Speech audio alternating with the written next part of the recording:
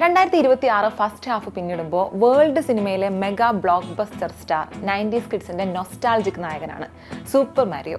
ഒരു പ്ലംബർ വീണ്ടും ലോകം കീഴടക്കിയ കഥ.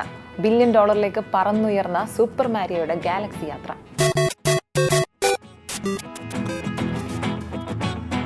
ഒരു സിനിമ $1 ബില്യൺ കളക്ഷൻ നേടുന്നു എന്നത് ഇന്നത്ര വലിയ വാർത്തയൊന്നുമല്ല. പക്ഷെ ഒരു കഥാപാത്രം വീണ്ടും വീണ്ടും അത് സാധ്യമാക്കുന്നു എന്ന് പറയുമ്പോൾ, അതും 90s കിഡ്സിന്റെ ഫേവറേറ്റ് നായകന്റെ കഥ കൂടിയാകുമ്പോൾ കണക്കുകൾക്കപ്പുറം സംഗതി അല്പം ഇമോഷണലാണ്. ചുവന്ന തൊപ്പി, വലിയ മീശ, ഇറ്റ്സ് മീ മാരിയോ എന്ന ഡയലോഗ് മറക്കാൻ പറ്റുമോ? 1985 ഒരു ചെറിയ വീഡിയോ ഗെയിമിലെ പ്ലംബറായി ലോകത്തിന് മുന്നിലെത്തിയ മാരിയോ ഇന്ന് സിനിമയായപ്പോൾ the super Mario galaxy movie ആഗോള ബോക്സ് ഓഫീസിൽ $1 ബില്യൺ കടന്ന 2026 ആദ്യ ഏറ്റവും വലിയ റിലീസായി മാറിയിരിക്കുകയാണ്. വെറും 10 ആഴ്ചയ്ക്കുള്ളിൽ ഈ നേട്ടത്തിലെത്തിയ സിനിമ ഈ വർഷത്തെ ഹോളിവുഡിലെ ഏറ്റവും വലിയ പണം വാരി പടമായി മാറി.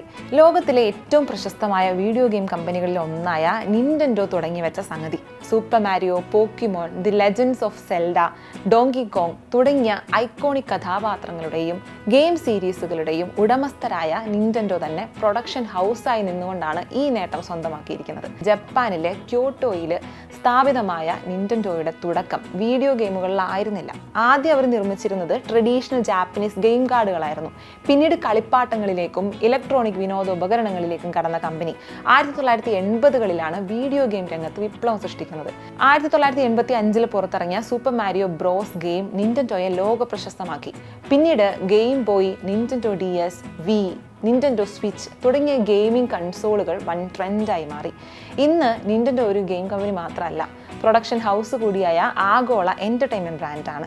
പക്ഷെ ഇപ്പോഴും കമ്പനിയുടെ പ്രധാന ബിസിനസ് വീഡിയോ ഗെയിമുകളും ഗെയിമിംഗ് കൺസോളുകളും തന്നെയാണ്. സിനിമയുടെ നിർമ്മാണ ചെലവ് ഏകദേശം $110 മില്യൺ ആയിരുന്നു. തിരികെ കിട്ടിയത് $1 ബില്യൺ മുകളിലാണ്, ഏകദേശം 8600 കോടി രൂപ. ഹോളിവുഡിൽ പല വലിയ ഫ്രാഞ്ചൈസികളും സൂപ്പർ ഹീറോകളും ഇതിനായി പോരാടിക്കൊണ്ടിരിക്കുമ്പോൾ ഒരു പ്ലംബറായ മാരിയോ അത് അനായാസം സ്വന്തമാക്കി കഴിഞ്ഞിരിക്കുന്നു. ഇന്ന് മാരിയോ സിനിമ കാണാൻ തിയേറ്ററിൽ എത്തുന്ന ഒരു 30-40 വയസ്സിനിടയിലുള്ള ഒരു പലരും കുട്ടിക്കാലത്ത് നിന്റൻഡോ കൺസോളിലോ വീഡിയോ പ്ലെയറിലോ മറ്റോ മാരിയോ കളിച്ചവരായിരിക്കും. കൂണുകളിലൂടെ ചാടിയും കോയിൻസ് ശേഖരിച്ചും ബൗസറിനെ തോൽപ്പിച്ചും വളർന്ന ആ തലമുറ ഇന്ന് സ്വന്തം കുട്ടികളെയും കൂട്ടി അതേ കഥാപാത്രത്തെ കാണാൻ തിയേറ്ററുകളിൽ എത്തുന്നു. വീഡിയോ ഗെയിമുകൾ ലഹരി പിടിപ്പിച്ചിരുന്ന ഒരു കാലത്ത് തലയിൽ കയറിക്കൂടിയ മാരിയോ ഇന്റർഫേസിനും പിയാനോ ബീറ്റിനും പുറമെ നായകനെ ബിഗ് സ്ക്രീനിൽ കാണാൻ ഒരു കൊതി. അനിമേഷൻ സീരീസുകളോട് താല്പര്യമില്ലാത്തവരും ഒരു പക്ഷേ മാരിയോയെ കാണാൻ തിയേറ്ററിൽ എത്തുന്നുണ്ടാവും. 2023 പുറത്തിറങ്ങിയ the super Mario Bros movie globally $1.36 billion നേടിയിരുന്നു. അത് തന്നെ ഒരു അത്ഭുതമായിരുന്നു. എന്നാൽ അതൊരു ഒറ്റത്തവണ സംഭവമല്ലെന്ന് തെളിയിക്കുകയാണ് ഇപ്പോൾ ദ സൂപ്പർ മാരിയോ ഗാലക്സി. ഈ സിനിമ അമേരിക്കയിൽ മാത്രം $428 മില്യൺ അധികം നേടിയപ്പോൾ ഇന്റർനാഷണൽ മാർക്കറ്റുകളിൽ നിന്ന് $571 മില്യൺ അധികം നേടിയിട്ടുണ്ട്. ലോകത്തിന്റെ ഏത് കോണിലേക്ക് പോയാലും മാരിയോ എന്ന പേര് ആളുകൾക്ക് പരിചിതമാണ് എന്നതും മാരിയോ ഫ്രാഞ്ചൈസിയുടെ നേട്ടമാണ്.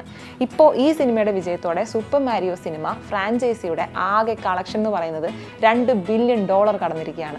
ഇതിപ്പോൾ എത്ര കാലം കഴിഞ്ഞാലും സൂപ്പർ മാരിയോ വീഡിയോ ഗെയിം ഉണ്ടാക്കി വെച്ച ആ ഒരു ലെഗസി ആ കഥാപാത്രത്തെ പിന്തുടരുമെന്നതിന് തെളിവാണ് രണ്ടാം ചിത്രത്തിനും ബോക്സ് ഓഫീസിൽ ലഭിച്ച ഈ സ്വീകാര്യത. വെറും 2 സിനിമകൾ മാത്രം കൊണ്ട് നിന്റൻഡോ ഒരു വമ്പൻ സിനിമാ സാമ്രാജ്യം സൃഷ്ടിക്കുകയും ചെയ്തു.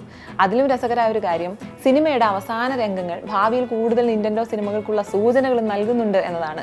ഔദ്യോഗിക പ്രഖ്യാപനങ്ങളൊന്നും വന്നിട്ടില്ലെങ്കിൽ പോലും സൂപ്പർ മാരിയോ ഇനി വരുന്ന തലമുറയുടെയും സൂപ്പർ ഹീറോ ആവാനുള്ള സാധ്യത കാണുന്നുണ്ട്.